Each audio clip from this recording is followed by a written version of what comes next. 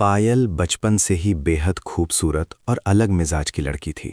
20 साल की उम्र में उसकी खूबसूरती और जवानी दोनों अपने पूरे शबाब पर थीं। लेकिन उसका मन इस दुनिया की आम बातों में कभी नहीं लगता था। उसे हमेशा लगता था कि इस दुनिया के अलावा भी कुछ है, कुछ ऐसा जिसे लोग देख नहीं पाते लेकिन महसूस जरूर करते हैं। जब उसकी शादी की बातें शुरू होने लगीं तो उसके भीतर एक अजीब सी बेचैनी और बेचैन ख्वाहिश जन्म लेने लगी।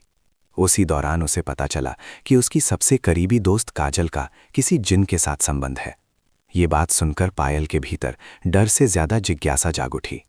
वो बार बार काजल से पूछने लगी, लेकिन काजल हर बार उसे रोकती रही और समझाती रही कि इन रास्तों पर कदम रखना आसान नहीं होता। एक बार फिसल गए तो वापसी नहीं होती।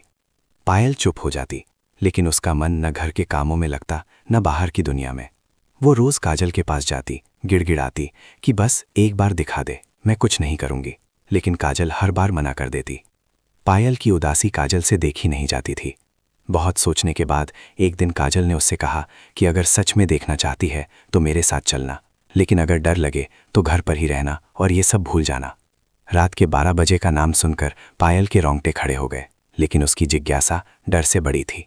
ठीक 12 बजे वो काजल के साथ पुराने खेत की तरफ चल पड़ी। नदी के किनारे एक छोटा सा टूटा घर था और उसके पास एक सूखा आम का पेड़ खड़ा था, जिसकी डालियां बिना हवा के भी हिलती महसूस हो रही थीं।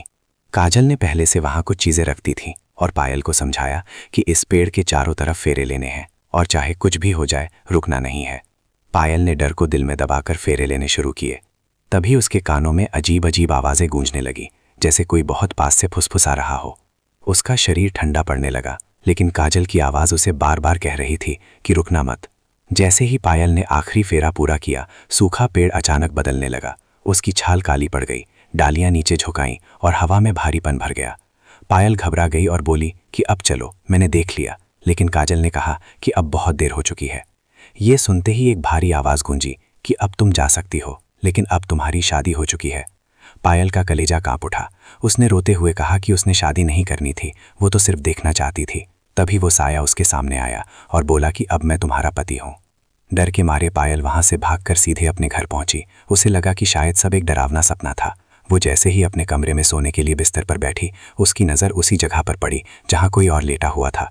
वो हिलना चाहती थी, चीखना चाहती थी, लेकिन उसका शरीर जैसे किसी जादू से जकड़ गया था।